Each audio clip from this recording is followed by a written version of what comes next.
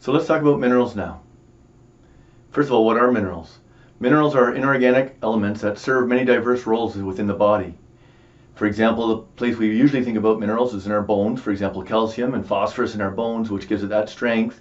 But they're also involved in regulatory parts. For example, in your thyroid gland, produces thyroid hormone, which has iodine in it. Cell function, just the cells being alive will pump sodium and potassium. And of course, oxygen transport with iron, and many, many other diverse functions that many of the different minerals have within the body. We often divide the minerals into at least two categories of macros and micros. Sometimes people will also refer to them as trace minerals.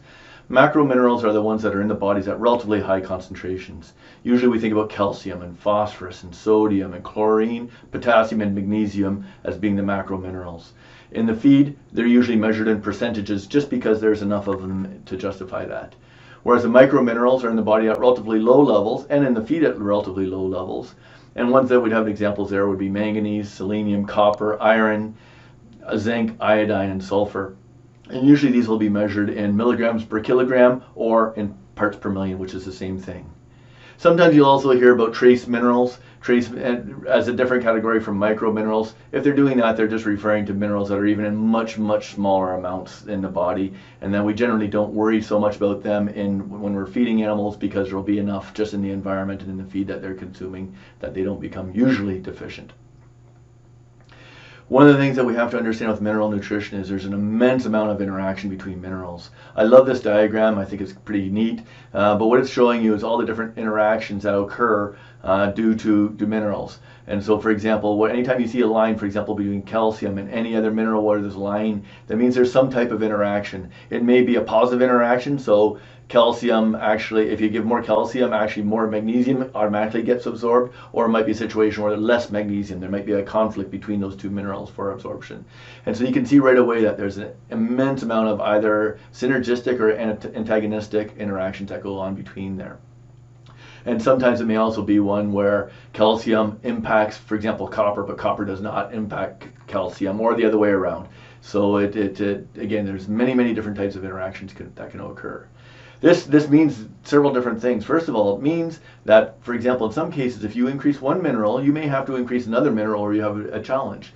Think about it in terms of, sometimes they share transporters to get from the intestine, inside the intestine into the blood. And if they use the same transporter, there's going to be a competition for those transporters. And if you have, for example, zinc and copper use the same one, or zinc and copper and molybdenum use the same transporter, if I have a lot of copper in there, I may end up being deficient in molybdenum because the transporter is being, if I could use the term, hogged by the copper. And so, and the same vice versa, if I have too much molybdenum and not enough copper, I may actually get a copper deficiency. So we can have that type of interaction that can occur. Again, in other cases, it actually may be that they actually go through a transporter together, and therefore by having a second one there, you actually can increase the absorption of that one.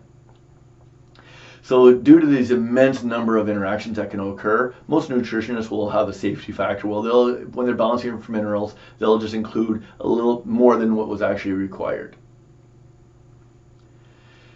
Now, what are the minerals like in forages and grains? Well, to some extent, actually, the amount of mineral that appears actually in the forages or in the grains is dependent on the amount of minerals that were in the soil in the first place. So if you have soil that's deficient in one particular mineral, then that plant is probably going to be somewhat deficient in that mineral, which means that when the animals are eating it, they're going to have to be supplemented with that. So we have, and as I have listed here, that's the first challenge I have. For example, our soils here in Ontario and in much of Canada are very low in selenium, and therefore the plants are going to be low in selenium, which means our forages and our grains are going to be low in selenium, and therefore we almost always have to supplement with a selenium in our vitamin mineral premix to make sure they have it. The flip can also happen. We can also get an oversupply, and we'll talk about that in a few minutes. But for example, copper can be toxic to sheep especially. And if you have, for example, pastures that have been spread with, for example, hog manure, just briefly, let me explain this. So hogs require a certain amount of copper. It's been shown that if you actually quadruple that amount of copper that you give them, it acts kind of as a natural antibiotic. Copper actually acts as a natural antibiotic. And so in most hog rations, we put way more copper in there than there needs to be. Well, where does all that extra copper go that they didn't need? it just goes through in their manure. Now their manure has very high levels of copper. If I spread that manure onto a pasture, now I've got high levels of copper in that pasture, which can then impact and get into the plant. And now you have high levels of copper in the plant. And you can actually cause toxicity for sheep if they graze on pastures that have been spread with hog manure. So we have to be careful about that. So we can have undersupply issues or we can have oversupply issues, and we should be aware of what the issues with both of those may be. The other thing we have to understand is that not all minerals have the same availability to a ruminant. So for example, some are going to be very digestible. Limestone is actually very digestible form of calcium. Other forms are going to be less digestible, like in other certain minerals. So when you're formulating and you're balancing, you don't just put in there to be enough calcium or enough zinc in. You have to make sure you understand the form it's coming in and the bioavailability of that as well. One thing we can do to increase the bioavailability is we can bond that mineral to another type of molecule. So for example, an amino acid. If we take the mineral and we stick it to an amino acid, now instead of only being able to go through that mineral transporter where it has to compete with the other minerals, it can kind of catch a ride through the amino acid transporter and come in as well. And so we can actually increase the absorption rate considerably by doing that. Now when we do that, that's called chelated. That's a chelated mineral. And generally if we feed chelated minerals, we can feed way lower levels of mineral in our diet. Okay, we can really cut back on the levels of minerals, but in general they tend to be more expensive as well. I'm not going to go into a great level of detail on all of the different minerals. I'm going to go through them briefly so you can see them here. Keep in mind that the toxicity levels that are listed here are for dairy cattle, not for sheep. So you should look those up specifically for sheep. But calcium, again, we need it for teeth, bone formation, muscle contraction. One of the things important to understand, every time I contract my muscle one way or the other way, the muscles like the biceps or triceps, for example, calcium has to be released in the cells in order for that to happen. And so if you get low enough levels of calcium in the blood, first of all, your muscles are going to start to get sore, but then what will end up happening is you'll actually get it so your muscles cannot contract anymore. And that's what hypoglycemia is, and that can happen in sheep, or milk fever, is that so much calcium has left the blood to go into the milk or into the lamb before it's actually even born, before lambing even occurred yet, and you're going to get low enough levels that sheep can no longer stand up. If it gets bad enough, remember that heart is a muscle as well, and it will no longer be able to contract, and then you'll have the ewe dying of a heart attack. So it's important to understand that. What are our sources for calcium? Limestone is probably the best one to put in. It's the cheapest one. It's highly digestible. It's got a good bioavailability. However, if you also need some phosphorus in the diet for some reason, then something like dicalcium phosphate or monocalcium phosphate or something like that can also be used. Legumes tend to be very high in calcium, okay, especially alfalfa. Alfalfa is very high in calcium, and that's one of the reasons why we tend not to feed alfalfa to dairy cows, for example, just before they calve, because you can basically get that cow being lazy for absorbing calcium because she has so much in her system when she doesn't need it, that when she needs it after lactation, she's unable to maintain that. Normally, grains are very, very low in calcium. So if we're feeding a high grain diet, we're likely going to have to supplement with some limestone. Sources of phosphorus, dicalphos would be a mineral source, and then grains tend to be a little bit higher levels of phosphorus as well. Almost as important as making sure we have enough calcium and enough phosphorus in the diet, that ratio is very, very important. The calcium and phosphorus ratio is extremely important. In sheep, there tends to be a relatively wide range where they say it's okay, 7-to-1 all the way down to 1-to-1.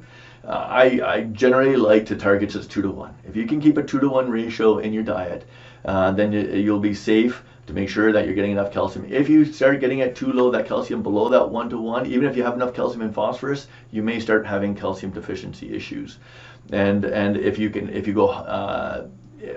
too low, that you'll start to get what are called urinary calculi, basically kidney stones. You get kidney stones, and again in rams especially, that will cause a significant problem. So if you can keep your ratio at a 2-to-1, theoretically a 1-to-1, I just don't like playing that close to the line. I'll go to a 2-to-1 ratio, just add a little bit more limestone and make sure that you don't get those kidney stones going on.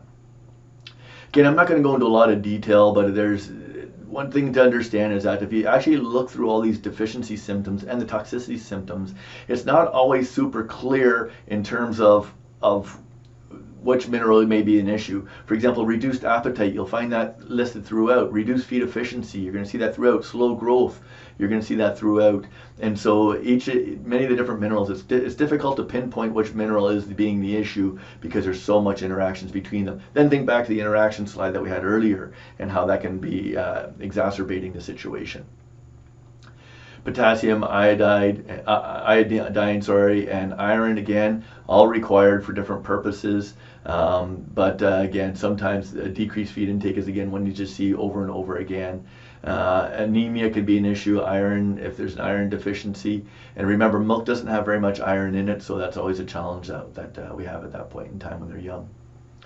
Again, copper, cobalt, manganese, zinc. I'm not going to go into all the details for each of these. You can see again what their roles are for. A lot of them are involved in bones. A lot of them are involved in different metabolism, different aspects of metabolism. Zinc, for example, is an enzyme activator.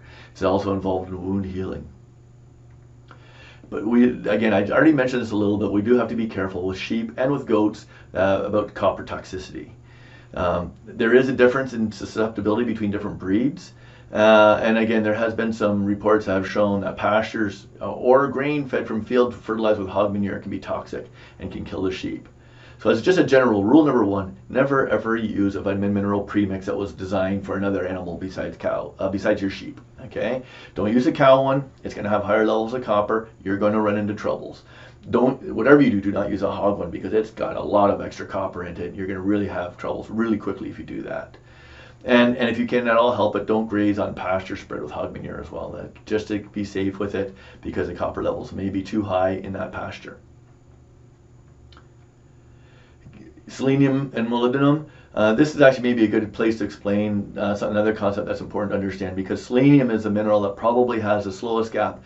If the requirement level is right here, okay, for an animal, and below that they're going to start to show symptoms. It's not an on or off situation most of the time, okay, but let's say that's the level that we needed it at, and below that we're going to start to get deficiency in symptoms. Above that, at some point, we're going to get toxicity levels. And not every mineral has the same, if I could use this, gap between requirement and toxicity. Selenium is one that's relatively tight, and that's why, and it's also dangerous for humans. So the government actually mandates what's the highest level of selenium that you can put into a supplement. 3 to 5 parts per million, and it has to be properly scripted and so forth to make sure that is right.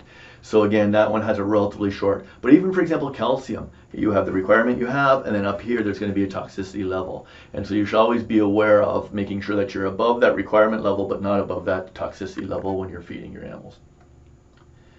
So again, minerals should not be ignored. They're very important. They can become problems. Again, if you don't feed enough, you're going to get deficiency and that toxicity issue that I just talked about, so we have to be aware of that. Often, with at least some minerals, it takes time in order to see the repercussions to that. Some minerals are going to be faster than others, and that also, again, depends on the levels that you put in there, how deficient you are, or how too much you're putting in there. And so we have to be careful about that. Most are sufficiently supplied in a basic vitamin mineral premix or a free choice supplement in order to cover what you need. And in actual fact, in most cases, you're going to find some of your minerals you're probably supplying 10, 20, 30, up to 100 times more than you actually needed. And again, as long as you don't get into those toxicity levels, then you should be fine. Some also can be supplemented through injection, and the main one that we would think about that way is selenium. So for example, selenium is actually an antioxidant. It and vitamin E are both antioxidants. They act in slightly different areas. The selenium acts more inside the cell, whereas the vitamin E works more in the cell membrane and causing removing those oxidants like hydrogen peroxide and so forth. And so it's very important that the animal has that in order to remain healthy and keep things functioning. Generally, if there's an issue where you don't think they're getting enough in their feed, for example, if they've been out on pasture or something like that, I would give an injection of selenium to my ewes. At the same time, I vaccinate them before they lamb. And I give all my lambs a shot of selenium right after they're born. And just to make sure that they get that good start, and again, without going on all the detail with that, but selenium causes a lack of selenium causes white muscle disease in sheep. Okay, so just a very brief introduction into minerals. Importance that we make sure we feed enough of them, and make sure that we don't go above the toxicity levels, but we stay below those, above the requirement levels as well.